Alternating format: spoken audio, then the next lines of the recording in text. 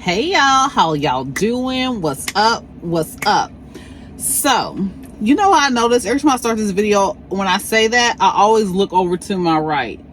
I don't know why that happens. But anyway, how y'all doing? Let's get into this thing. So, we talking about Love and Marriage Huntsville, the latest episode, and we're talking about, let's turn this down. We're talking about something that was disturbing, but I'm glad they brought it up, and I'm glad that Kimmy didn't shy away from discussing it. Sorry, I'm like leaning in because I'm trying to fix the little background noise that's occurring here. Let's just take care of that real quick, okay. So anyway, I'm so glad that Kimmy did not back down about talking about it. I guess it's better to talk about this than the allegations about him out there with red lipstick on his, or a cherry bomb pop that he had in the middle of the day before he got arrested. So anyway, so they talking about how Kimmy approaches, I think this is one of the opening scenes. Kimmy approaches Maurice. They're having like a date night. They go out on their deck. They have a nice little fire pit on there, and they got little blankets. It was really cute and stuff. So the scene was set up really cute. I thought, like, if I was to do a date night with my husband, it'll look very similar to that. But Kimmy goes into conversation about how, I guess, her, Maurice, Tisha, and Marsau are supposed to be going into business together. I think that's how I understood it. And she said she talked to her son, Jalen, about it, and he said he wasn't really feeling the idea of that. Yeah, I clocked that to you. I was like, And he said, because, well, we're going to get into what he said the reason why was. So Maurice is like, well, I mean, you know, why would he feel that way? Like, we've all, what is his reservations? And, you know, I mean, if he's ever had any questions or need any help with anything, you know, I didn't mind helping him or whatever, however he phrased it. But basically, Kimmy says that Jalen doesn't feel like he can come to you, Maurice, to talk about certain things because he just don't feel connected to you. He feels like Marsau is more of a father figure to him than you are. And basically she goes to how he feels like you was always like harder on him than you were your own son. And then Maurice says something I thought was interesting. I was like, he was like, well, I always want the best for him. I always want the best for any human. And I was like, any human? What? Any human? Why would you say you want the best for your son? Because if you marry this lady, you essentially took Jalen in as your son. You know, even though he's your stepson, you take him in as your son.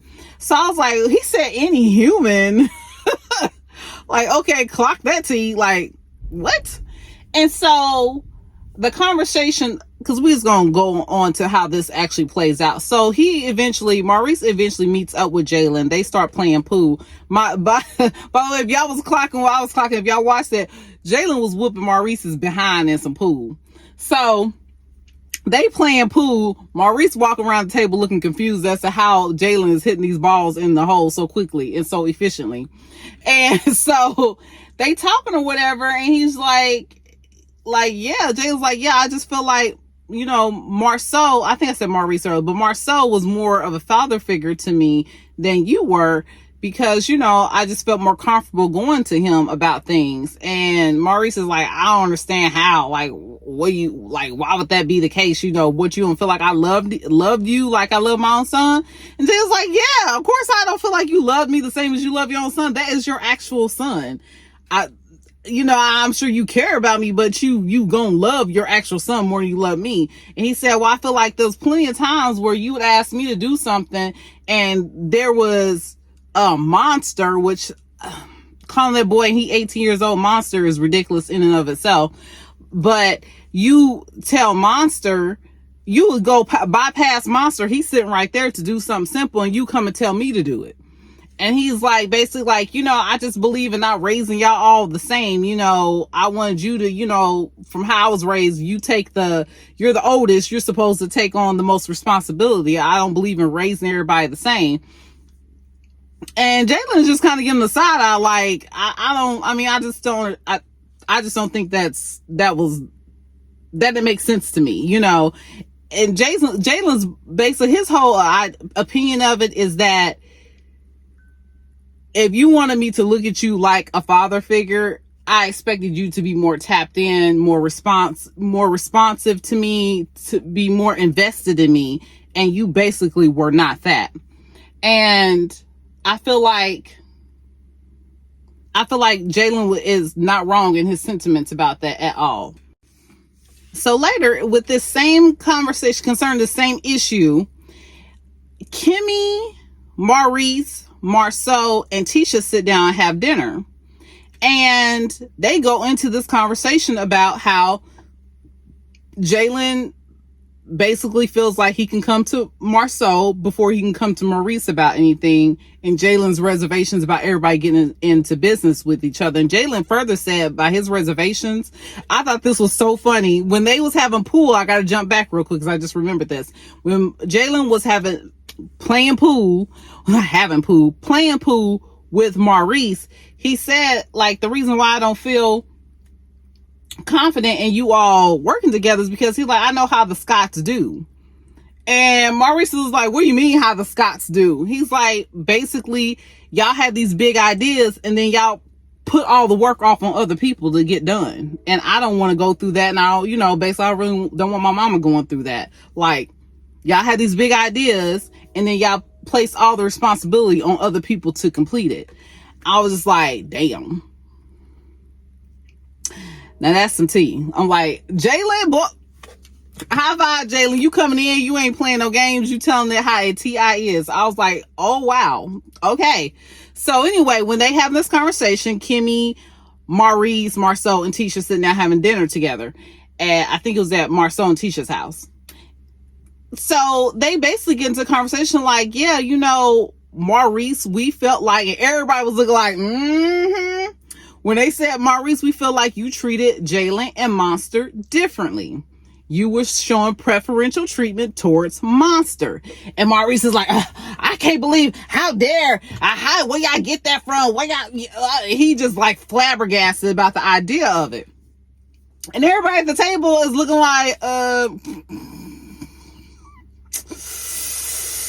yeah, kind of, And so then him and Marsau start getting into it because I guess Maurice is offended that everybody is not seeing things his way. Maurice goes the whole thing, I believe in parenting differently. When we was growing up, the oldest had more responsibility. And Marsau's like, well, to be honest, I really felt like you was kind of treated like the golden child when we was growing up. Boy, why he said that, Maurice really started going out, what do you mean? Blah, blah. I couldn't even really understand what Maurice was saying because he was going off so much about it. And the conversation between him and Marsau was getting very heated. And it was funny because Tisha and Kimmy was both sitting on the background like they was just watching the show unfold. And I thought that was really funny. And then Marsau said, also, he's like, Maurice, you have a real big problem with listening. Like, you have a huge issue with listening, which Marsau, you're right. Like, okay, y'all are cut from the same cloth. But that's what Marsau was saying to Maurice, like, you don't like to listen to nobody. And it's pretty much what Kimmy was saying when she first sat down with Maurice to talk about the whole situation. Like, she was like, you do a lot of talking. You do a lot of talking and little action, which I could definitely see that with Maurice. Maurice seems like one of the people that, like, he likes to dress up and he likes to look super important. He likes to say important sounding things, but at the end of the day, in real life, he really don't want to be fucking bothered with nobody on nothing about nothing. He's just showing up as a character every day. That's what he gives me. But yeah, that's basically like, you don't like to listen. And Marsau's like, when we was growing up, you was treated like the golden child. And that got Maurice activated. So before you know it, him and Marsau was like blah, blah, blah, barking at each other. I was like, wow, this is interesting. Because you rarely see them to allow them to get into it over anything on this show. You hardly ever get to see that. I think I've seen in the first season or two, I might have seen them actually get into a bit of a heated argument one time. So that was interesting to see. Yeah. Now we're going to jump over to the next thing. I got on this last because I feel like it's least important for... No, actually not. Because I'm going to actually go over to, let's go ahead. Yeah, let's go ahead and talk about this because this one is least important, but we're just going to talk about it anyway. The whole sit down with Kimmy, the girls' night out thing with Kimmy, Tisha, Trisha, and Nell. And I guess Destiny was supposed to come, but Destiny was like, "Nah, I'm out. I ain't fooling with Miss Nell." Like, girl, we're going to get into that. So anyway, Destiny don't show up. But the four of them sit down and have a conversation.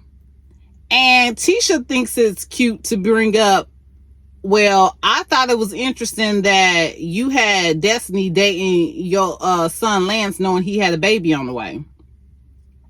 So Tisha and Kimmy are basically grilling Miss Nell about, did you know that he had a baby on the way? Did he tell you anything about it? Did you know that they were still together? And Miss Nell's basically like kind of denying all of it. I'm like, I don't really believe in Miss Nell. I do believe that she has some suspicion that maybe that girl was pregnant, but she probably just don't really want to be in her kids' business. I could see Miss Nell getting overwhelmed with what her kids be having going on because her kids seem like they be wearing her low. So I think she might have had some inkling about it, but she was just like, I ain't got time for it. Both of them grown. I ain't trying to be involved. And she's 100% right for that sentiment because Destiny is grown. Her son is grown. Watching Miss Nell worry herself about who her son is impregnating constantly when she, I'm sure, has told them in the past to quit popping out babies that you don't want to take care of. I just believe that that's a possible conversation that has happened. So why should she further concern herself with that? Because at the end of the day, she ain't really got to take care of them. So anyway, they started grilling her about that. Miss Nell is denying it. Like, oh, I didn't know nothing about it. And then she heard but interrupts them. It's like, well, my son Chris had a baby too, so I had a lot going on. They like, oh yeah, that's wow, that's amazing. You know, they kind of take the bait. Like, oh wow, you got two grandkids at the same time. That's a lot. That's a lot. And so Ms. Nell, I guess she get a little irritated that they came for her. So she decides to bring up Tisha and Martell and Marsau's mess. So she was like, Tisha, I want to know how you and Kimmy felt about that thing with Martell, with him doing that interview. I was wondering how y'all felt about that. Tisha just sits there like mum's the word. Like, she like, but Kimmy heard and jumps in. Kimmy's like, well, what did she say? Because I think I wrote some notes about that. What did she say?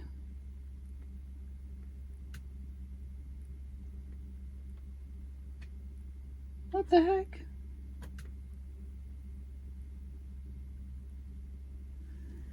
Oh. Kimmy just interferes. She just runs interference. And it's like, well, it wasn't adding up and making no sense to me. I mean, if them people really had that type of information, you would have thought it would have been brought up in a different way or some shape or form. It's like, that's dumb. But then Trisha, she jumps in. I just thought it looked ghetto and fake as hell. I was just like, what is this? I thought it looked dumb and ghetto. I was like, what is this? And I'm like, Trisha, you seem like you trying too hard to be liked. I don't know, like,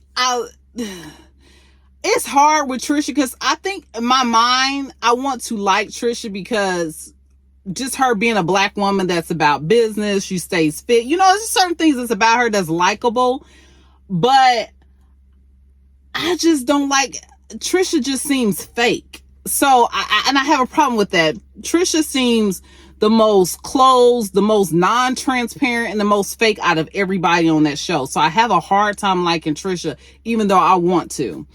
So anyway, she just seemed like she just trying to be liked or whatever. So they get into it. They just kind of like dead that conversation, or like making it seem like it was just completely null and void, had no weight or validity to it. I was like, I pretty much knew that they was gonna back Kimmy and Tisha gonna both back each other up on that. Tisha didn't make no comment. Oh, yes, she did. Tisha gonna say, well, if you want to know how I feel about it, you can watch me and Marsau's live because there was no lies told. Now, you know, Tisha came out and made accusations that Martell was a man who loved other men. And I'm like, okay, you want to holler there was no lies told, and you talking about something, it ain't no alleged. You want to find yourself in court, honey? Because if Martell really wanted to press the issue, he could sue y'all for defamation. He could. Now, he probably wouldn't, because it might allegedly, maybe possibly could have some truth to it. I don't know. But if he wanted to, he could sue y'all behinds. So y'all probably don't want to be saying, it ain't no alleged, no lies told. Do you really want to go that route? Because I don't think you really do. So anyway, that's Tisha's response about the whole thing. Watch our live. Oh, okay, whatever. Trisha goes into the situation that happened. That's how we're going to segue to Ken and Marquez's situation, or fight, quote, fight, tussle, whatever the heck it was. Trisha goes into saying, well, you know, and it's funny because it seemed like when nobody even trying to ask her questions or include her in the conversation, she had to just insert herself into the conversation, like, hey, y'all, I'm here. So she's like, well, we tried to have a sit down with Marquez, and you know, the other day he just walked into my house and it set Ken off, and before I knew it, they got to tussling, and everybody was like, what? Whoa, the tea, we listening now. Now they paying attention to Trish, so I guess that was good that she brought that, because they wasn't paying her no attention before. So she brings that up, and they all excited about the conversation about it. But if you all know from earlier in this episode, they showed the end result of Ken getting activated, jumping out of off the couch with Trisha, trying to get to Marquez. Marquez claiming, oh, you better back up, boy. I ain't playing with that. Don't play like that, blah, blah, blah, blah. And it looked like Ken is chasing Marquez around the house, and security is trying to keep Ken from getting to Marquez, and Marquez finally makes his way out the door. So they show a scene of the cameraman all looking around. The bad thing is that Marquez's son ended up coming from upstairs, downstairs to intervene, and that's not good. I don't like seeing stuff like that, because the kids shouldn't be privy to a hot mess like that. So anyway, I'm telling y'all, I keep thinking that them two are not together anymore. But anyway, so that's how so she brings it up, and that's how that plays out. Well, anyway, we're going to go ahead and switch over to, because that's the wrap up of that. Basically, that conversation wasn't nothing going on with there. But Ken meets up with his best friend or whatever that owns this club. And Chris is there too. Chris is meeting up, and they all have a sit down conversation with Ken about what he has going on with Trisha. Now, peep this. I was like, what? When his friend opened the door to let Ken in, I looked on the walls like, not an upside down pineapple, honey.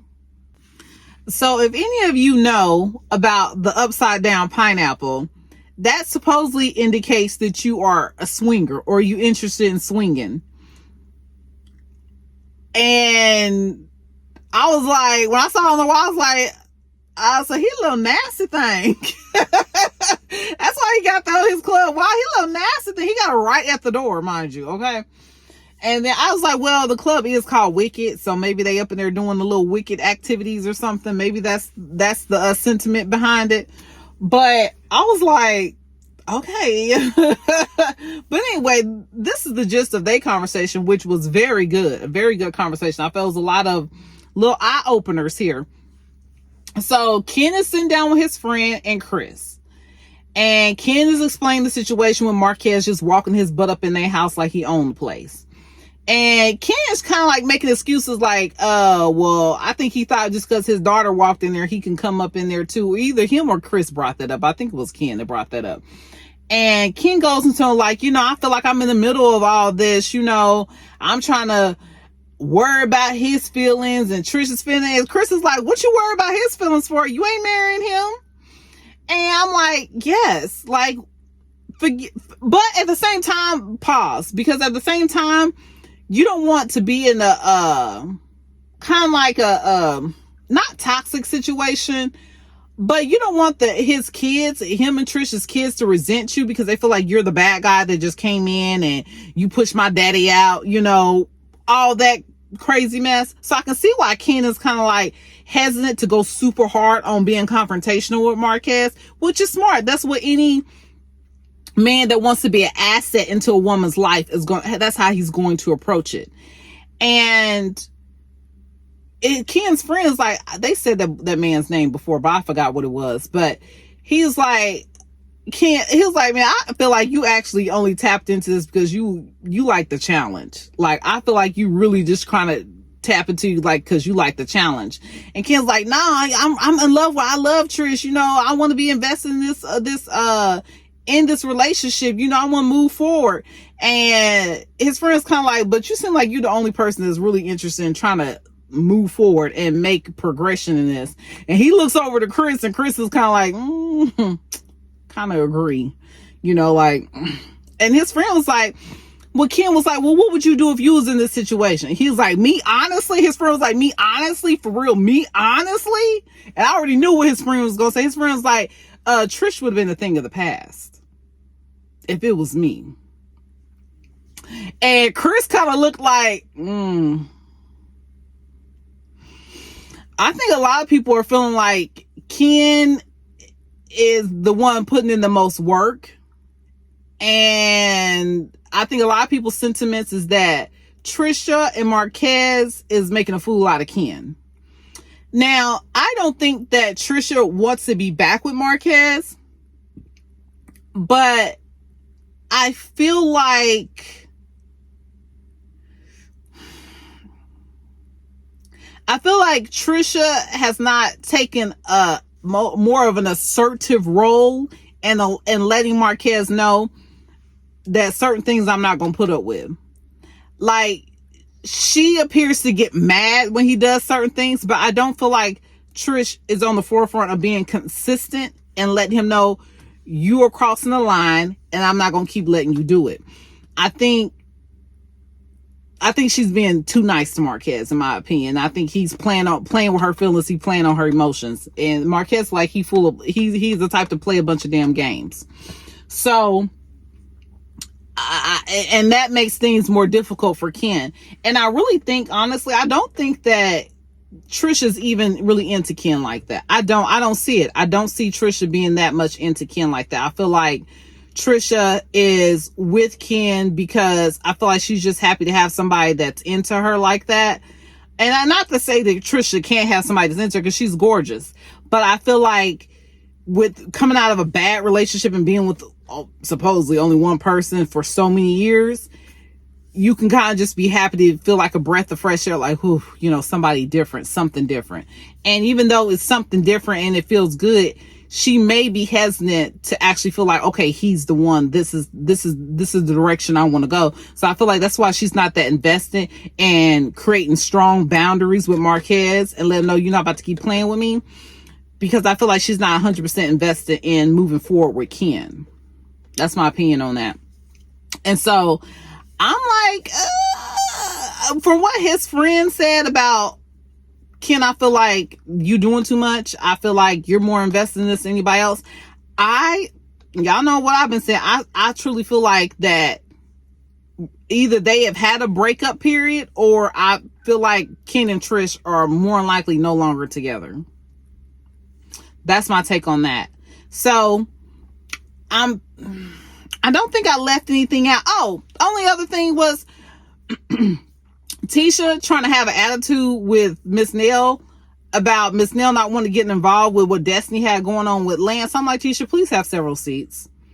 Destiny is grown as hell. Lance is grown as hell. It is not Miss Nell's responsibility to police what Destiny's doing with her hot pocket. It is not Miss Nell's business. That's whoever's business, but it surely ain't Miss Nell's. So Tisha, girl, please have several seats. So anyway, y'all, that's all for me today on this Love and Marriage Huntsville review. And I will chat with you guys later. Bye for now. Accelerate permitting of AI projects, expand U.S. tech exports, and eliminate what the president called woke in AI. Now, the president's plan aims to block the government from contracting with tech companies unless they ensure that their systems are objective and free from what they call top-down ideological bias. Now, I asked White House officials on a call yesterday, who's going to decide what ideological bias is? They responded that what they're mostly concerned about is eliminating diversity, equity, and inclusion values from AI. I've decided to create this brand as a response to the recent push to weaponize the term woke as the enemy to peace. The term woke has aggressively been associated with ignorance, low class, and or foolishness. For those who seek truth, here's the real meaning of woke and where it stems from originally. The initial meaning of woke meant being aware of racial prejudice and discrimination, often in the context of staying vigilant against injustice. The term woke originated with the 1920s Jamaican philosopher Marcus Garvey. Garvey emphasized unity between African Americans and the African diaspora. Woke was an insider term used to signal Black people to stay vigilant concerning racial discrimination and social injustice. The term woke has recently been expanded to include staying on the front lines of bringing awareness to all social injustice.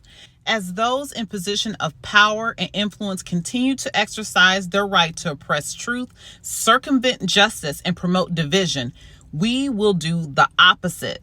In wearing this apparel, those of us who believe in a fair and just society, we will exercise our right to speak peace, truth, and progression aggressively. We will not be silenced. Link is in my bio or in the description box below. Did you know that? I didn't know that. No, you know. Oh.